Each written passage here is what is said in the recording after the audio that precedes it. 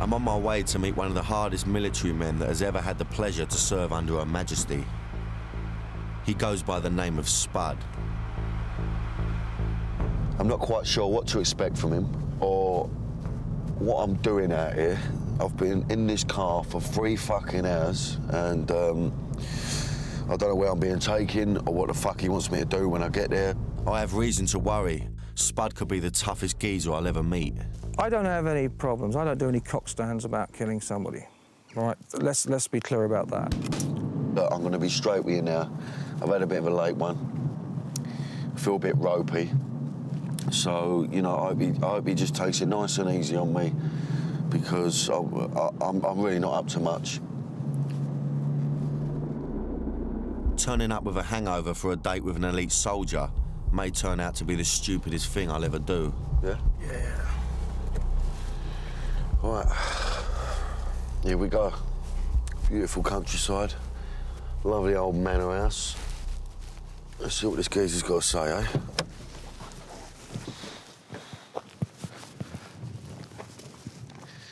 Hi. Hello, Danny. mate. How are you doing, mate? Spud? No? Yes, mate, Spud. Danny. How you doing, mate? Pleasure. Pleasure to meet you, Yeah. mate. Pleasure How you to doing, meet all right? you. You Good good? as gold, mate, yeah. Yeah, excellent. Come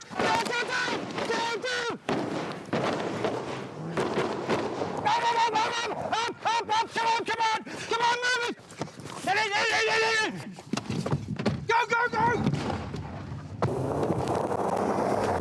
Spud's agreed to give me some specialist military training here at this top secret facility. But to be honest, I was really worried about what that might involve. At the moment, it's all on a need-to-know basis, and if the way we met is anything to go by, I'm going to be the last to know anything.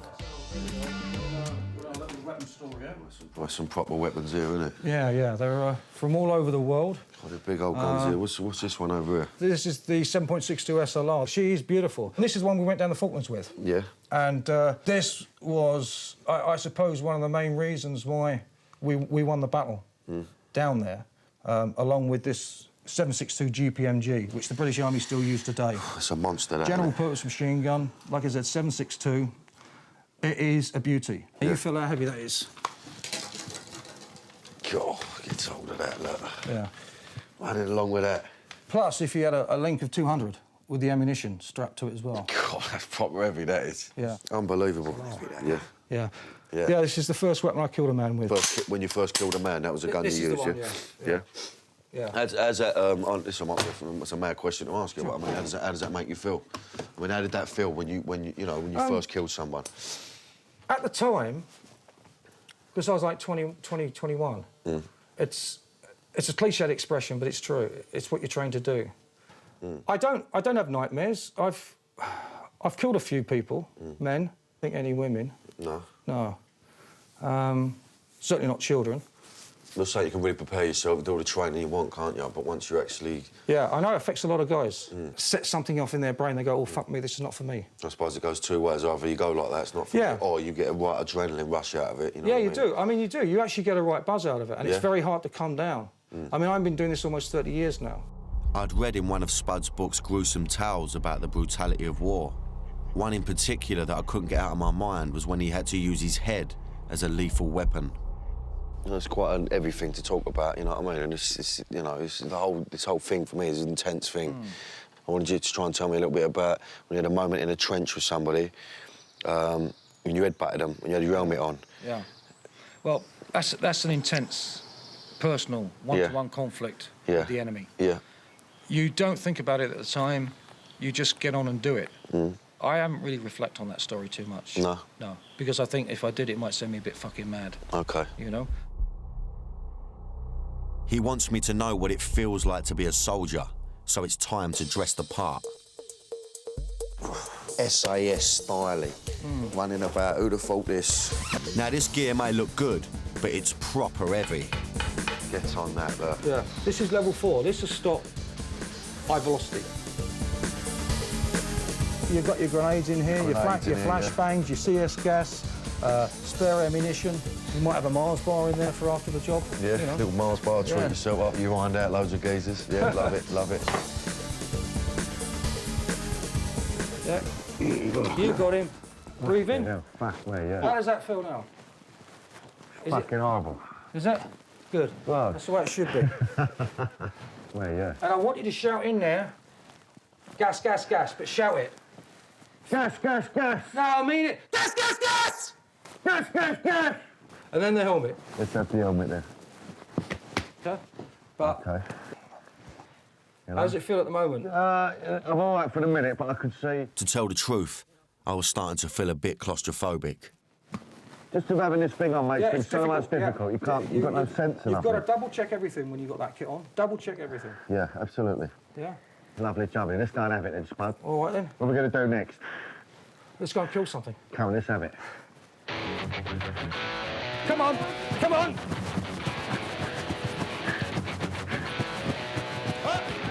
Magazine! Magazine! I'm not off to a good start. My gun has split in two and Spud's not happy. Put it back on again. Put it on. Clean it off, clean it off. Get that shit out of it. Let's go, let's go! Come on, yeah, over the top, over the top. That's it, wait for Danny. All this gear weighs nearly a stone. The vest is designed to stop knives, shrapnel, pistols, rifles and machine gun fire and anything else you can throw at it. Come on, Danny, come on, that's it, mate. Over here. Now sprint. Through here, come on. In here, up the stairs, up the stairs. Come on, upstairs. Let's go, go, go, go, go. Can't breathe. You can't breathe, don't take it off, don't take your mask off. Keep it there. That's fucking hard, mate. Don't, Danny. Hold on. Don't take it off, all right? I'm gonna spew me fucking ring up. That's really tough, man. I'll tell you what. I've just done fucking... That's nothing. Running about for 30 seconds and the whole weight of the gas mask. Tell you what, boys. It's made me feel proper sick. Yeah. The thought of having to go into battle after that. Yeah. I mean, there's superhuman people. Yeah, and sometimes you gotta be stuck for 30 minutes. I'm not quite sure I'd cut it as a soldier. Spud, on the other hand, excelled as a paratrooper and always had more brains and ambition than the average grunt. Gas-filled grenades are an occupational hazard on military operations. And because I'd ripped off my gas mask earlier, Spud wants to give me a little taste of what this CS gas can do to you. Any good? This geezer is absolutely insane. He's sniffing CS gas, and he wants me to have an experience of it. I'm willing to get my hands dirty, like I said before. You know, I want to be a man's man, so let's do it. You let me know when you feel the effects of it. Yeah. Got him? You want any more, Danny?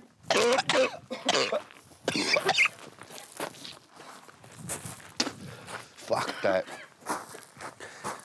Oh. Yeah. Oh. Do apologise to all my to my lady fans out there. If I broke the myth here, I apologise. All right, guys, quick, listen in. Briefing room now. Job on.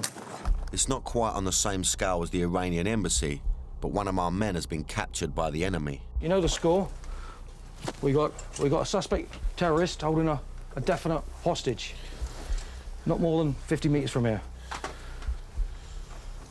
Mission is to save the life of the hostage. What's the mission, Danny? Save the life of the hostage. All right, mate. This may only be a practice run, but my nerves are very real. Everything Spud taught me is racing through my mind. Take your fucking gun, Danny. No, I'll leave it there. Danny, Now. no. I'm gonna. All right. Should we want to do this thing to... Stop it! Breathe all right? Yeah.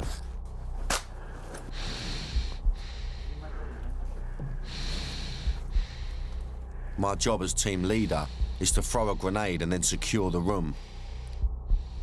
I was about to receive a brutal lesson in the reality of being a soldier.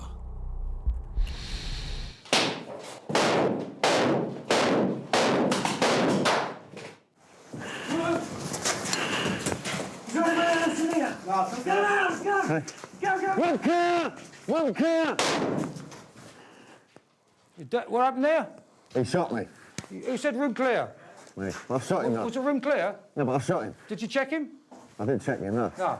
I fucking put about 5 bullets in Did it. you? Yeah, well, don't fucking matter. You've got to check him. He's a strong Okay? then. Yeah, what you've got to do is double tap him in the head. So that would just been bonk, bonk. Yeah, that's right, yeah. Fuck. Always confirm he's dead. All right? I don't care if it's a woman or a kid with a gun. If they're after you to kill you, they kill you. You make sure they're dead before you scream room clear. Okay. All right? Freaked me out, mate, I Yeah. tell you. It's intense stuff, mate. The adrenaline pumping through my body like you wouldn't believe. Oh, well, you know the yeah. game. You know your game, didn't Yeah, you? yeah. I got shot though, I fucked it. I didn't put 2 in his fucking canister, did I? I should have popped 2 off in his nut, but I've called room clear. There's so much to think about, it's unbelievable. You know what it's been around these boys? It's mad when you run around talking to villains, gangsters, this, that and the other, about bravado. With these boys really aren't a real deal. I'm not undermining anyone I've interviewed in the past, but these boys are just solid, you know, just men's men. They will kill people, put 2 shots in your head, won't think twice about it. So, you know, you try and be, you know, you try and have a bit of bollocks around them. But I'll tell you what, fucking my back's killing me. I've only had the fucking gear on for a few hours. I feel fucking terrible. I feel like sobbing me heart out, that's the honest truth. The adrenaline's pumping through my body. A tradition of many soldiers is that they keep the pin to the first grenade they pull. So I was touched when Spud had a little surprise for me. What's this here? Your first flashbang grenade. Oh, good boy. I saved it for you. Oh, good boy. That is good luck. So if you ever do any war movies in the future, you've got to put that to your zipper. Oh, good man, And I bring thank you you. good luck, mate. Appreciate that. All right. You mind how you go? You take care as well. See you later. Cheers, mate. I'm on my way to meet a guy named Mo Teague. Drop the knife, drop the fucking knife. Mo's speciality is killing people with his bare hands. You fucking want it? His experiences on the battlefield have shaped him into one of Britain's most dangerous men. My mission is to try and get inside this guy's head, which means I'm going to have to spend a couple of days with him. I'll be honest with you, I mean, I don't know how this guy's going to be. I've got to admit, I'm surprised to see Mo living in such a nice and homely place. This home is about as far away from the horrors of war as you can get.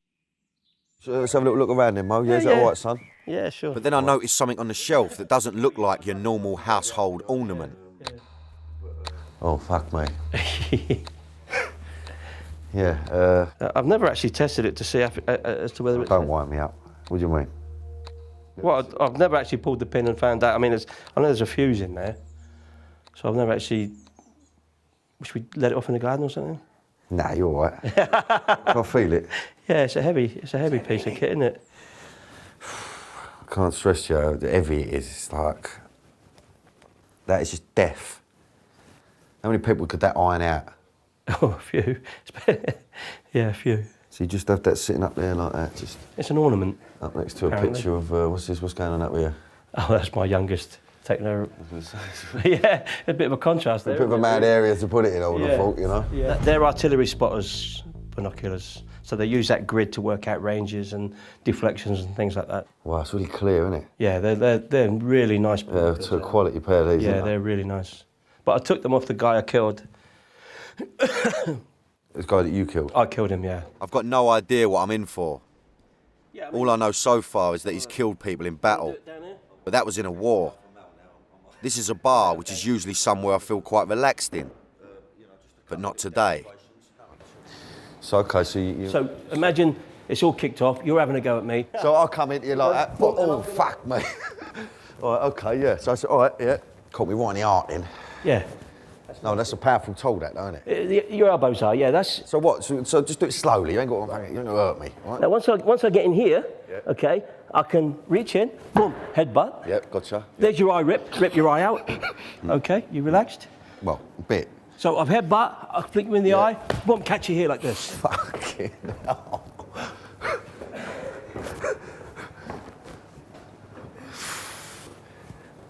Right, I think some other could do this demonstration. Oh, that was a shock to the system, that was. No, that rattled me head. I must admit I didn't expect that. This guy's using real violence on me. This isn't like a film where punches get pulled. I'm half tempted to walk out, but I don't want to lose face. So I agreed to another demonstration, even though I don't feel 100% safe. Close your mouth, clench your teeth. Now, what are you going to do?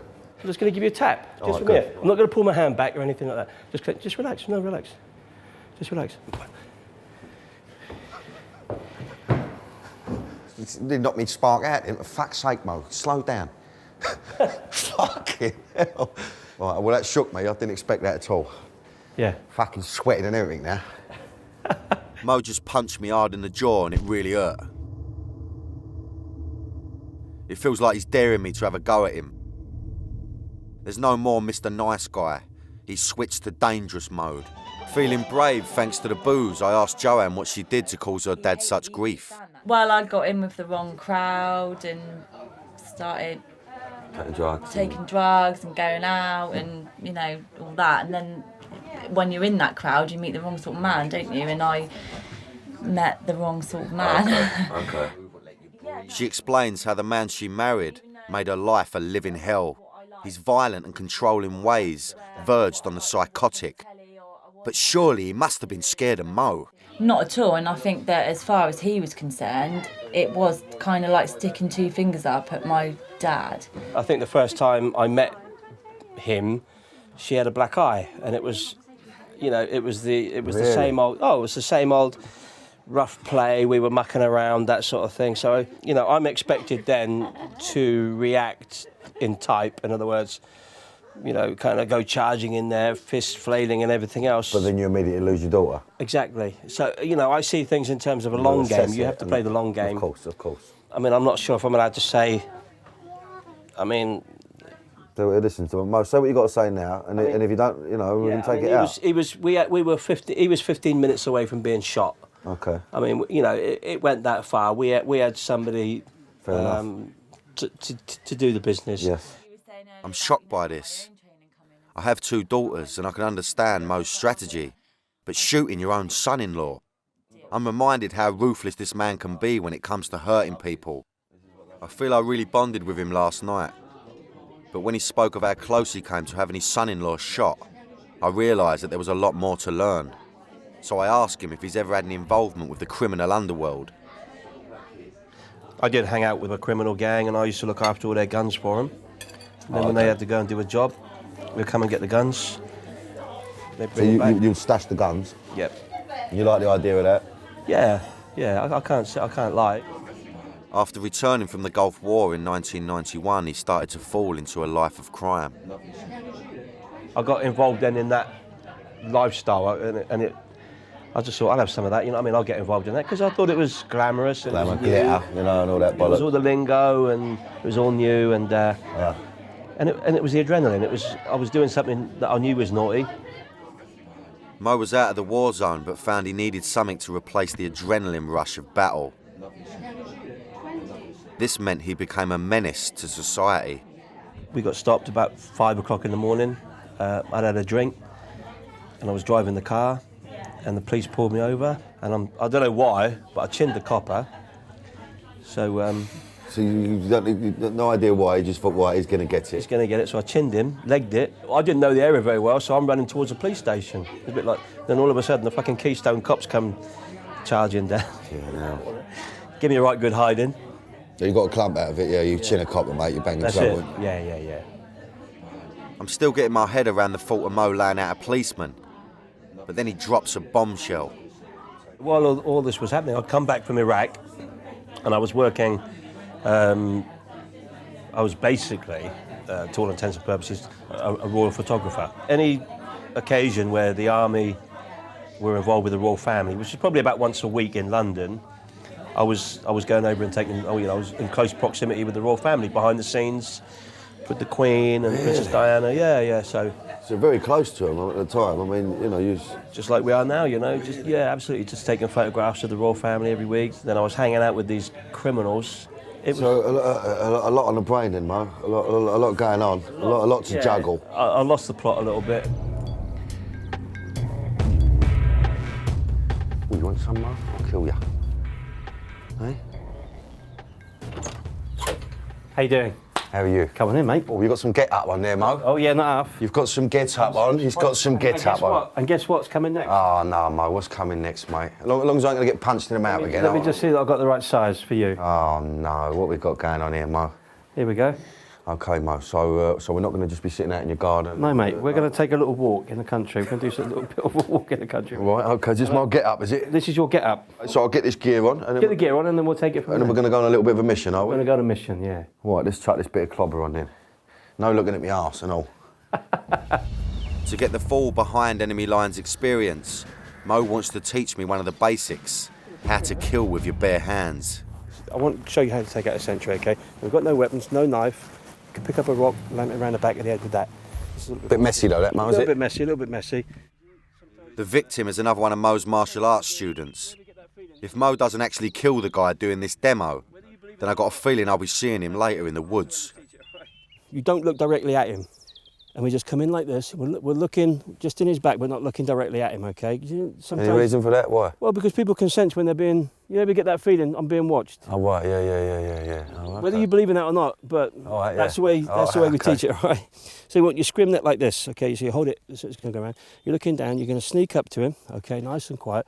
And basically this goes over his head, this way, so it goes around under his chin. You twist it like this, and you snap him down this way. Once he's down like this, you put your knee on him like this, and you chop him like this.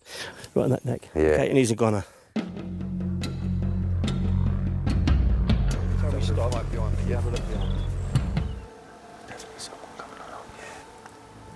Mo gives the order to take out the enemy scout. I was half expecting this, but now I've got to actually do it.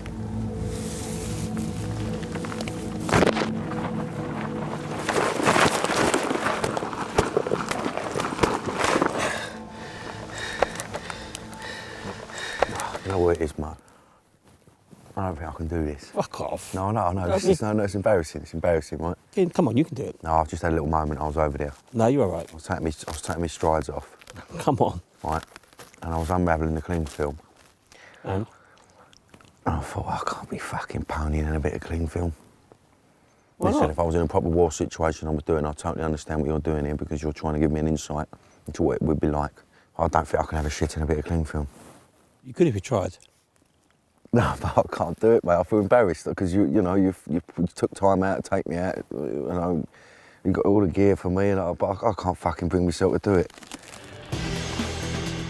In Britain, the rate of suicide and the number of war veterans going to prison is on the increase because men like Mo T come back home from the war zone and realise they've got another battle to fight in Civvy Street. This time it's a battle to keep their sanity. I think that Mo is winning his personal war. Through his martial arts, he's found a way of channeling his violence into a controlled discipline. Mo Teague is a lovely fella, and I warm to him and his family. It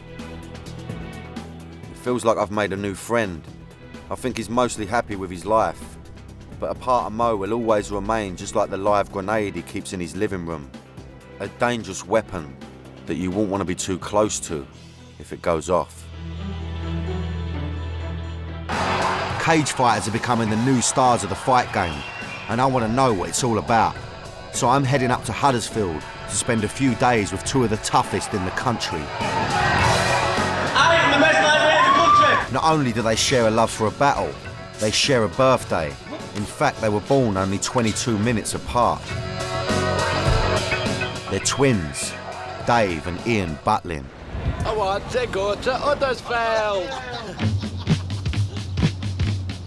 As they started telling me more about themselves, I discovered that being minor celebrities and local faces in Huddersfield means everyone wants to have a pop at them.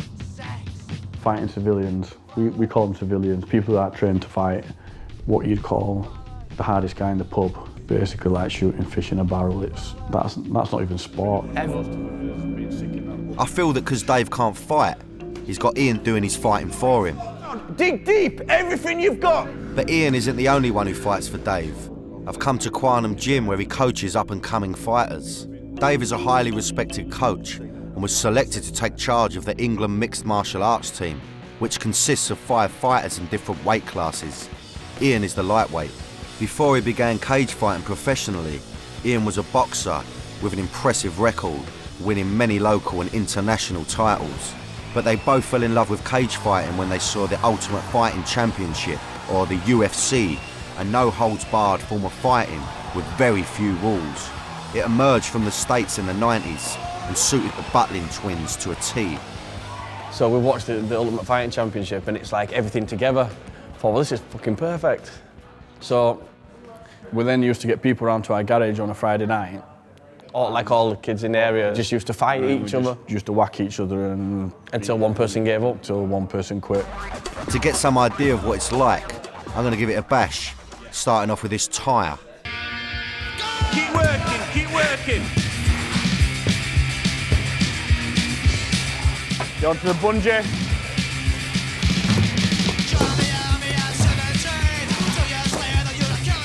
I've only just started, and already my whole body is in absolute agony. Good. Come on, keep working. This is not your average training programme. It was created by a Royal Marine, and it's designed to sort the men from the boys.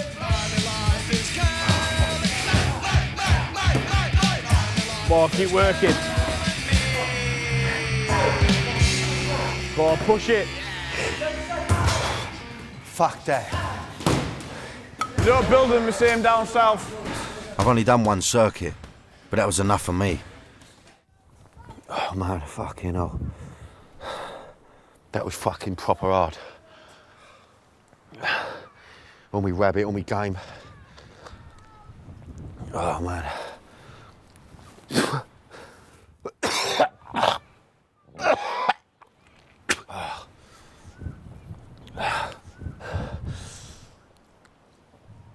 It's embarrassing, man. That wasn't even like fucking 1% of what they put in there, and that's just fuck me. I'll give up smoking and boozing, that's what I've got to do. Not nice when you've got a bit of rabbit coming out your fucking nose, I'll tell you that now.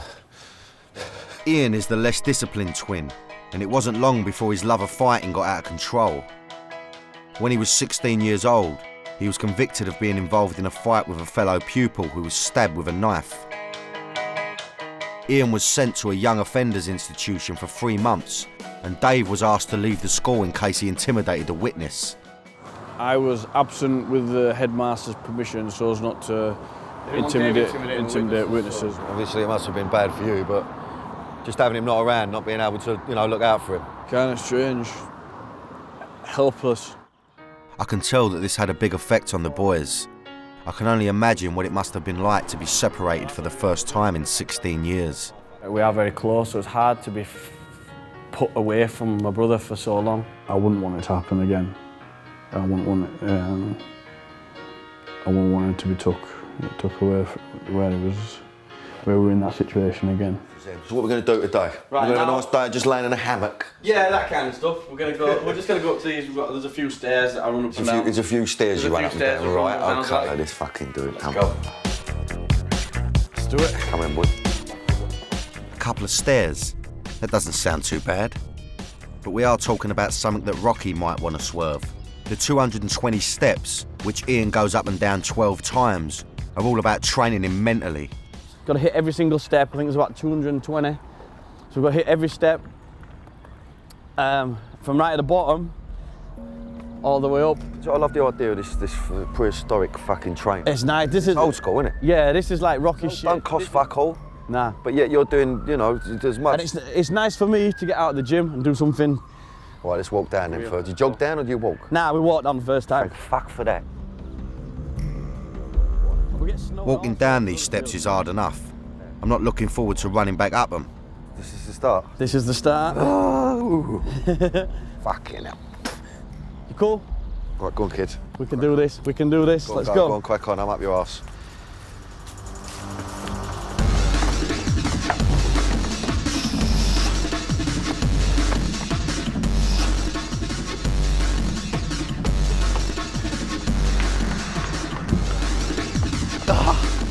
My legs are burning. They feel like they're on fire. Fuck. I thought I'd reach the top, but I'm only halfway. Fucking hell.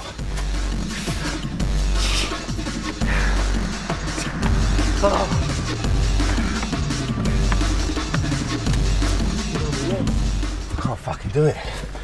I can't get up there. I can't do it.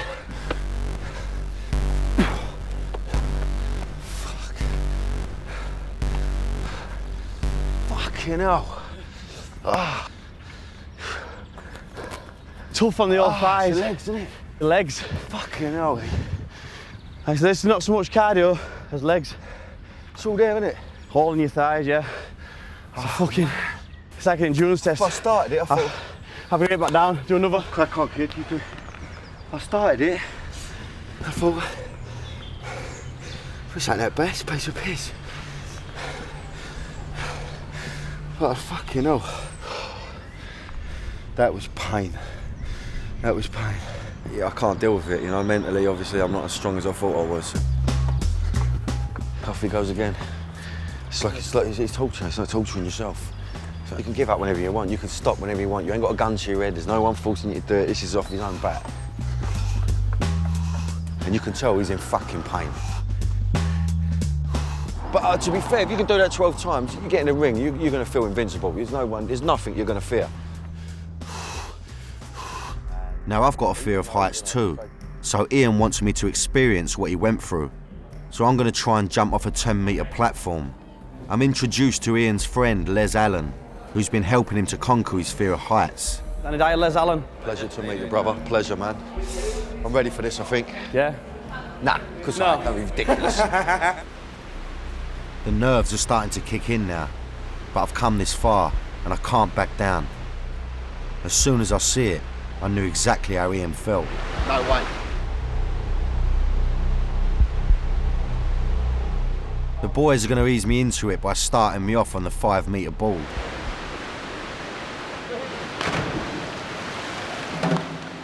That wasn't too bad, but I'm not feeling as confident about the 10-metre board. So you're just going to go off?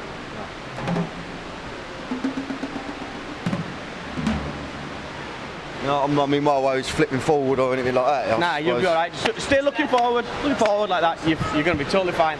I'm going. Okay, kid. Yeah.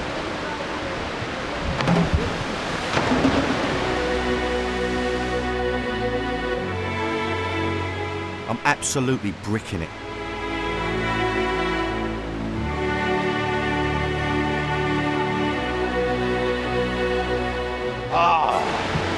I'll do it, I will do it, I will do it.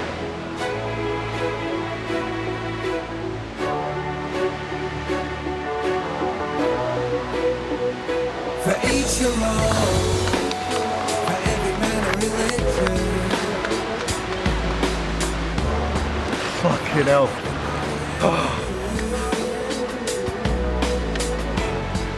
Oh, done it, fucking done it, yes.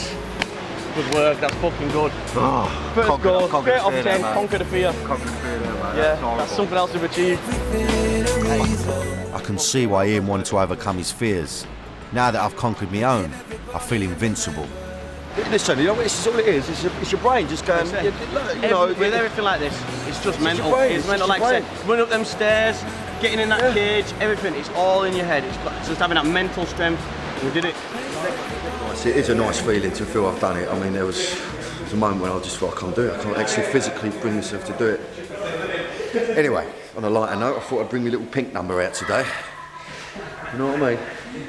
See, it's all a myth, all this Danny Dyer hard man bollocks. And I'm a very feminine fucking fella. Perfectly matched in size, Ian couldn't ask for a better sparring partner.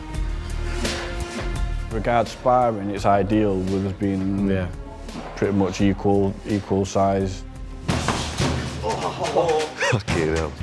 How hard will Dave push his brother?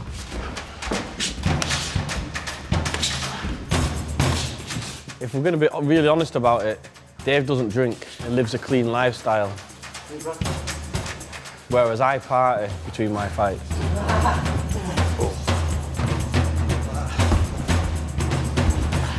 So Dave's physically in good condition all year round, whereas you can catch me on an off day. Ian says he's the best lightweight in the country, but I'm not sure if he's even the best lightweight in his family. I think Dave's a stronger, better fighter, yeah. Get hold of that. Do you remember this one now? Yeah, I remember it now. Good to see the banter between you and all, because it's obviously a little Yeah, banter. while we're whacking little each wink, other. little wink, little smart. No, it's good. It's a cheeky one there. I'm pretty sure Bruce Lee said never take your eyes off your opponent. Even when you're talking to Danny Dyer. Ian has got another chance to prove that he can do it. He's back in the gym and training hard for the next fight. Dave, as usual, is right by his side, driving him on. Keep fighting! Keep fighting! It's been a unique journey into two very different minds. The childhood battles have been left behind, and now one twin fights for the other around the world. But the psychological struggle between them will rage on forever. I'm in Liverpool to meet Stephen French, a notorious gangster from Liverpool who specialised in the perfect crime, robbing drug dealers, known in the underworld as taxation. In the 80s, these streets used to belong to Stephen French. Now, it's one of the most deprived ghettos in the UK, and Stephen is still widely recognised by the locals.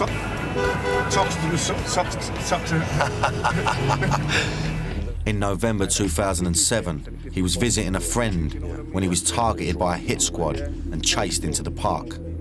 I took off like Kano, got into the park, right? And I see them close to the trees, I'm there, but then they've come. This is how I know that they were fucking serious individuals, Dan. They turned the lights on into the park, and then one of them's got out, and he's obviously got a handgun. The other one, but he's got a long coat on, right? And I've seen him flick his coat, so I know he's got a shotty, yeah?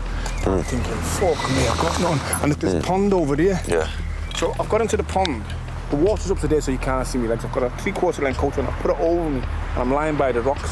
See, I'm right in front of you, but you can't see me. Fucking wicked. Subterfuge and misdirection, right? Two of my oldest friends. And I'm looking through the buttonhole on my coat, and I could see them, right? And I had apprehension, but not fear. And it's a Japanese thing. I've got my phone. I'm hiding the light on my phone, and I'm saying to the but hurry up, just sound your fucking siren. Just sound your siren. Yeah. That'll be enough. That's enough, isn't it? Yeah. Yeah. And then I've come out to the pond. I'm wet up to there. Right? And then they've gone, on the fucking floor now, on the floor now. I said, I'm getting on the floor for nobody. My name's Stephen French. I phoned you, I'm not armed and I'm not getting on the floor. On the floor. I said, I'm not getting down. I'm not getting on the fucking floor. Come and say it to me, I'm not getting on the floor. I survived that attempt. I've survived over 6 or 7 attempts on my life. But they was there to fucking whack me proper. Yeah. I had no idea that taking a stroll in the park with Stephen would be so dangerous. French wanted to show me where the front line of the riots were on Upper Parliament Street. But he was feeling uneasy about all the attention we were getting. The camera draws attention. Yeah. I don't want to get, use of professionals, don't want to get you drawn into my shit. So we'll be quick, in and out. Yeah. Okay. Good boy. All right. Good man. Okay. After only a few minutes, French pulls the plug. He feels that he's putting himself and me in unnecessary danger.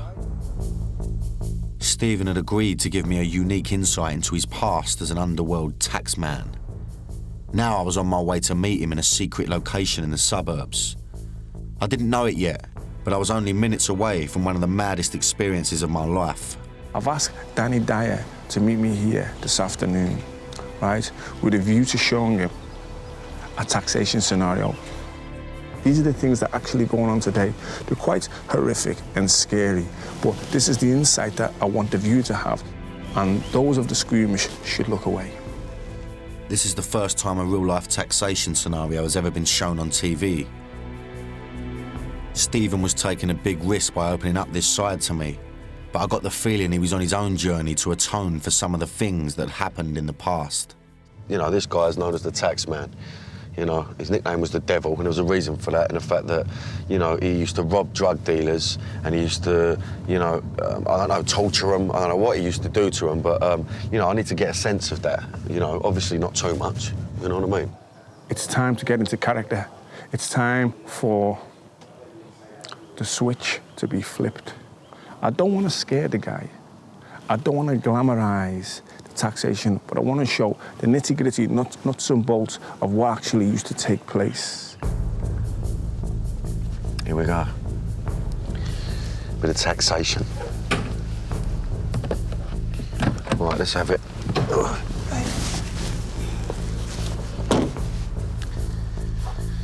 So the door's already open, so it's like, okay, sweet, let's go in.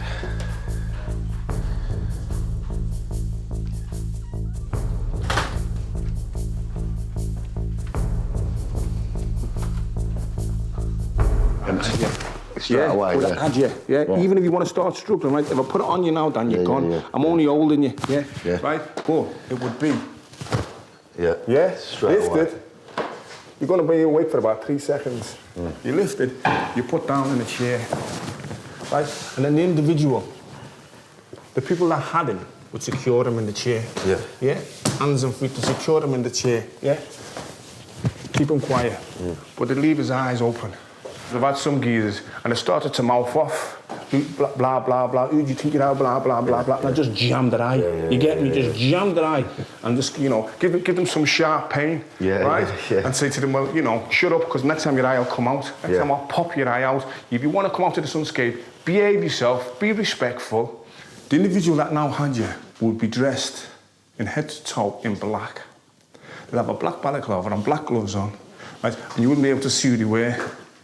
They'd have a really large kitchen knife, yeah?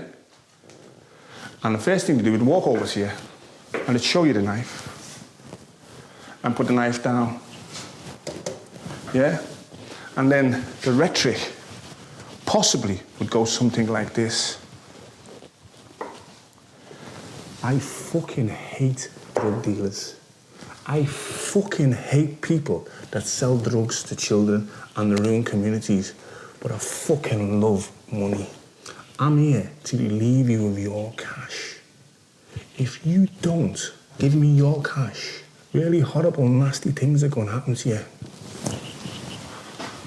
But it's all a matter for you.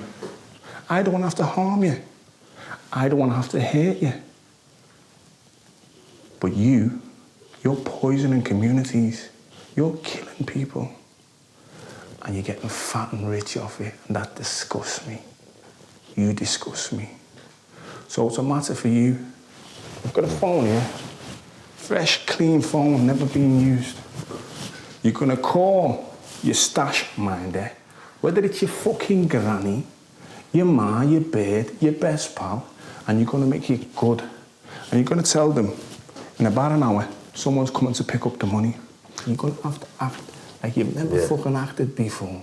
And if you use any codes, like I know you're referred to as Danny, if you say something like it's Daniel on the phone, I know you're using a code. Don't fucking try any of that shit, because I've been here before. I'm a professional. This is what I do. And this is how the individual will be made to feel. You'll be overwhelmed psychologically. And if you don't do that, this is what's going to happen to you. Stephen's told us not to broadcast what he's whispering in my ear. It's too upsetting. But I can tell you, it's not something I'll forget. It's up to you. Something along those lines, Dan, yeah? Well, I'd pull up the dough immediately. I'd pull up the dough, man. I'd just think... To my shame, and to my embarrassment, it's stripping them of their dignity. I've had a 17-stone fucking bodybuilder come in and shit his kecks. You get me? Proper mess his trousers. Piss himself because they don't know what's going to happen. And this is why taxation is such a nasty, evil activity. I regret it 100%. And one of the reasons why I'm speaking about it now, I'm being quite graphic about it, is to bring it to the wider public of what it's all about. Yeah, I've just got a sense of what that could be like, and I just think you know, if it's done correctly, nobody gets hurt physically. But I actually believe, in retrospect, the emotional and mental damage that it can cause to an individual leaves me ashamed. I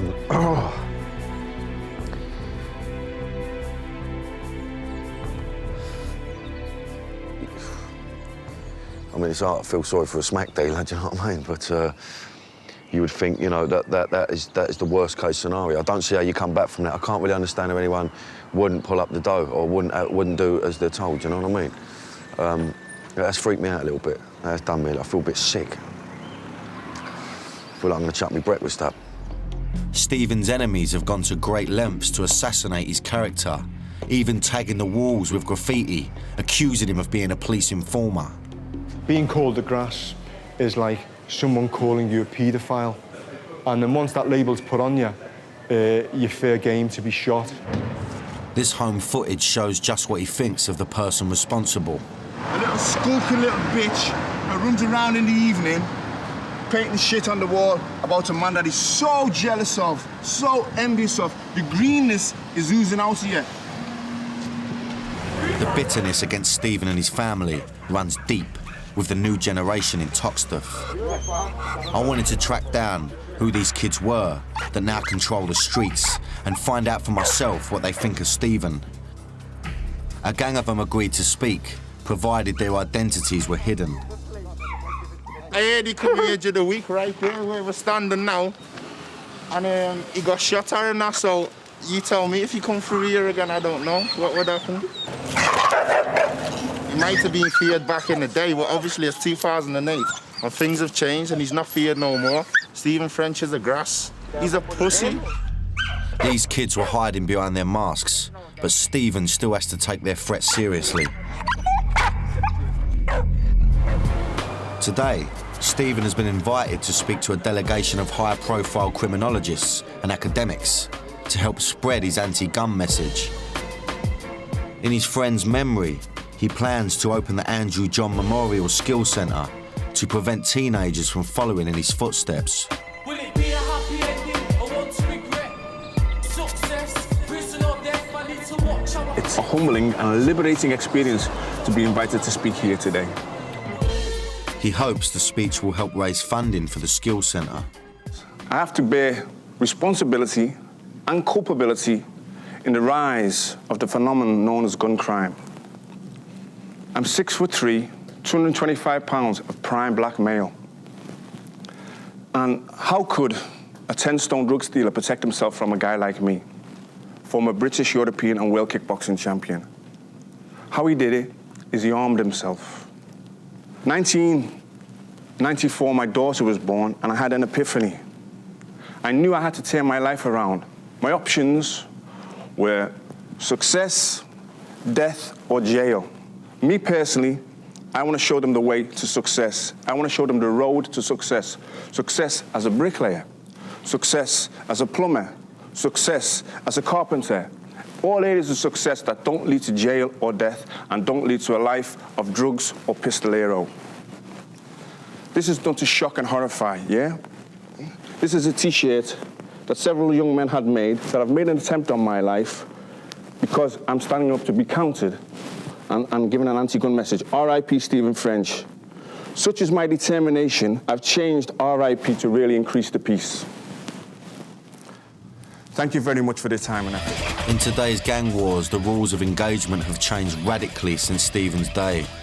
I've learnt that teenage gangs fear no one, and they'll shoot you to prove it. Stephen is nearly 50 years old, but he's lost none of his will to fight. He's going to the ultimate lengths to battle gun crime by putting his own life on the line. I'm just glad I met Stephen now, and not in his day, when he was one of Britain's deadliest men. I've spent time with some dodgy geezers so far, but now I'm waiting to meet a man who's risked his life to keep villains like them banged up. In his 10 years as an undercover policeman, this bloke was responsible for taking down dozens of villains and helped stop millions of pounds worth of drugs hitting the streets of London. Undercover work is exciting, it's scary, it's intoxicating. He was one of Scotland Yard's finest, and he went deeper undercover than any other detective before him. He's in danger. Move him, move his family, move them quickly. With each job he took and each role he played, he risked not only his life, but his sanity. The price that you pay for a bad performance could be your life. But how long can you spend living a double life before it takes control of you? Throughout his undercover career, he took on many different disguises to help him get into character. I always had quite a wide and varied wardrobe just to suit whatever role I was playing. I've kind of kept this leather jacket for sentimental reasons. I've had this many, many years, and I wore that on many a drugs buy or when I was pretending to be a contract killer. His physical appearance also kept changing to suit each role he took on. You have to maintain being that person. And if you're being particularly unpleasant, and I'm sorry about this, pal, but I've got to stick you up against the wall and give you a rub down now, because you could be undercover old Bill, you might be a Mickey Mouse kind of donut with a 9mm on you. You know, I've got to do that, pal. Get up against the wall, right? You'd have to do that. You know, and I wouldn't treat people in normal life like that, but, you know, I'm out there buying millions of pounds worth of drugs, you know what I mean? I'm not playing a game, you know, when your life depends on it, other people's lives might depend on your performance, then you have to be thoroughly, utterly, totally convincing. Peter graduated top of his class at Hendon College and was posted to Peckham Police Station.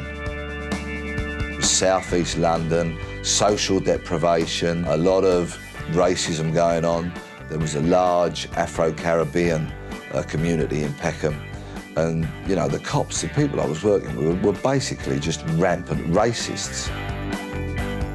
I wanted to find out a bit more about Peter's early life as a copper. So I've come to a place that was instrumental in shaping his career, the streets of Brixton.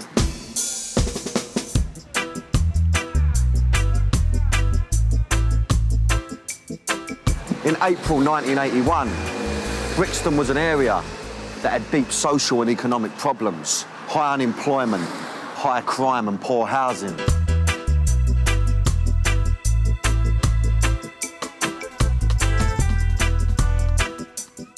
The police focused disproportionately on young black men. And in Brixton, the police launched Operation Swamp.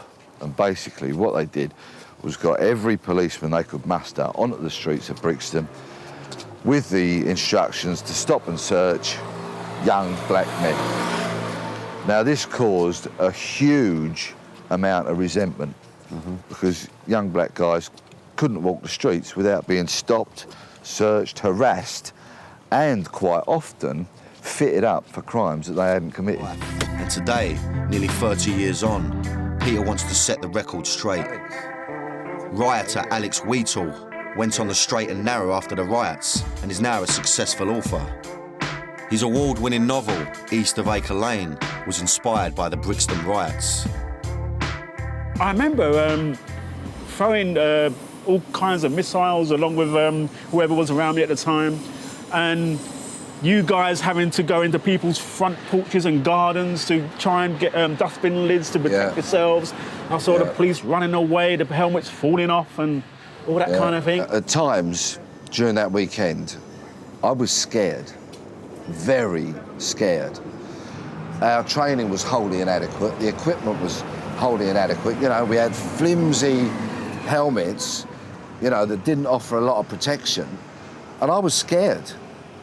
How were you feeling? Exhilarated. Right. Exhilarated to actually see the police retreat. I mean, we've never seen that. Right. Taking a step backwards. I mean, we cheered every step that you retreated. It was incredible to see that. Life as a detective for Blex wasn't all about getting stabbed and having shotguns pulled on him. He also spent time interviewing victims, setting up wiretaps, and my personal favourite, surveillance. Tell me a little bit about surveillance, Pete. Obviously, that was a very important part of your job, you know, so, I mean, just tell me a little bit about how that would work. Yeah, well, in the police, surveillance was very important because surveillance teams would watch me when I was working undercover. They'd be there to cover my back. And how do you manage to sort of blend into any environment? It's about everything you do, how you speak, you know, how you act. And you've got to be able to you've got to be very flexible, you've got to be adaptable, you've got to be resourceful, you know, you've got to think on your feet. Blex was very skilled at making himself invisible, a powerful weapon in this game. To give me an idea of how surveillance works, we're going to follow a member of our crew. Here we go, there she is. She's into the vehicle.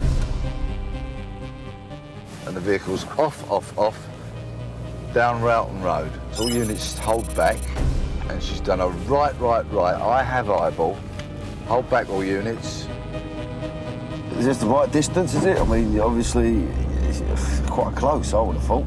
Well, yeah, unfortunately here, I'm a little bit exposed because I haven't got any other traffic for cover. How many sort of motors would you have then? I mean, what, 3 motors? Would that be enough to swap over, you know, would that be enough to not give the game away, would it? We used to have teams of anything up to 17 of us. Yep. OK. So, 17, God. Yeah, so, you know... That's a proper bit of surveillance out, isn't it?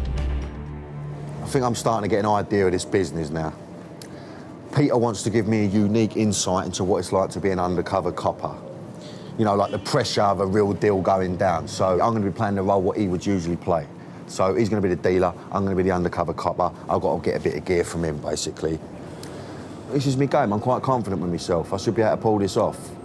Let's crack on. I'm going to change my clobber, go in as a hoodie, I think. Bit of subtext. What's my subtext? What's my motivation?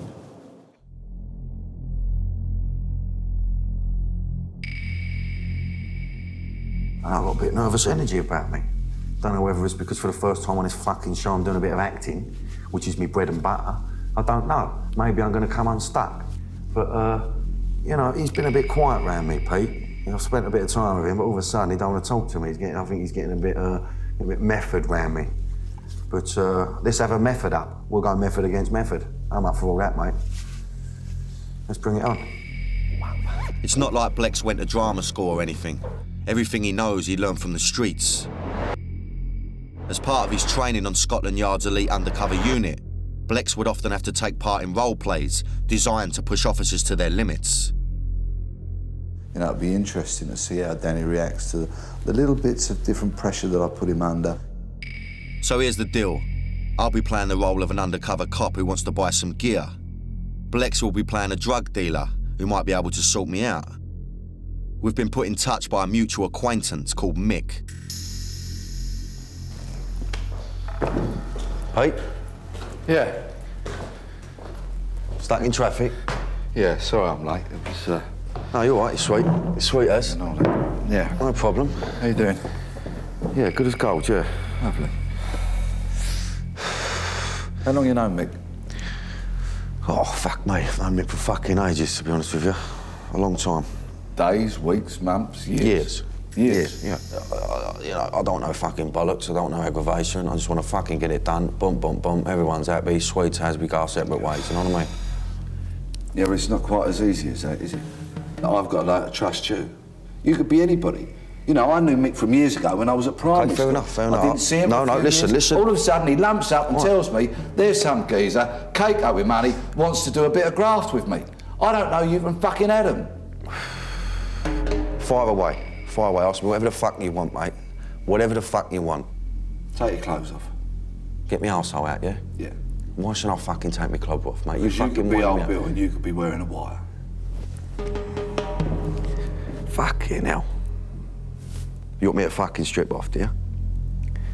Well, I'll tell you what, bollocks, I ain't fucking stripping off for you, mate. Not in a million fucking years. You must think I'm some sort of... Really? I think you're some sort of undercover old Bill. That's what I think. Yeah? Because if you won't take your kit off when there's nobody else here, so that I at least can have the peace of mind that you're not wearing a wire and you're not dirty, filthy, stinking undercover old Bill who have been put into me before, then I'm out the door. Listen, this is the bollocks I don't want. I don't want all this fucking bollocks. I understand what you're saying, but for fuck's sake, you want me to stand there, start bollock fucking naked? It's a simple thing. Okay, right, okay. Small thing. Small thing to you, yeah? Fucking big thing to me, but I'll tell you fucking something now, right? I fucking will strip off, right? I'll get me fucking bollocks out. Is that what you want to fucking see? Yeah? Is that what you fucking want? I'll fucking do it, yeah, boom. What do you want? Fuck me, yeah, look, boom. What more do you want from me, mate? For fuck's sake, you know what I mean? Fuck me. I don't need this bollocks, to be honest with you. And your top, please. And me top, yeah? Yeah, look. Thank you. Turn round. Right. Sweet now, yeah? Yeah. See me bollocks, everything's in order. I have got some brown. Okay? Mm-hmm. Do you have the capability to handle what I've got? Of course I have, otherwise I won't be sitting here, mate. What sort of size parcel are you looking at? Well, I'll be looking at least a few key. Well, how about if we start with a half? Ideally, I want a bit more than that, but I understand where you're coming from. I understand, you know what I mean? Yeah. Walk before we run. I think we ought to have another meet, okay? And perhaps get off on a better footing than what we did. Yeah. Pete? Yeah?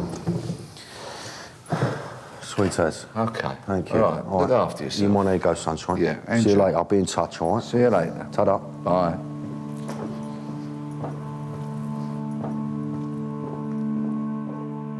He's definitely gone up in my estimations about what he does, you know what I mean? I do understand that his job, man, is fucking, that's another level, mate.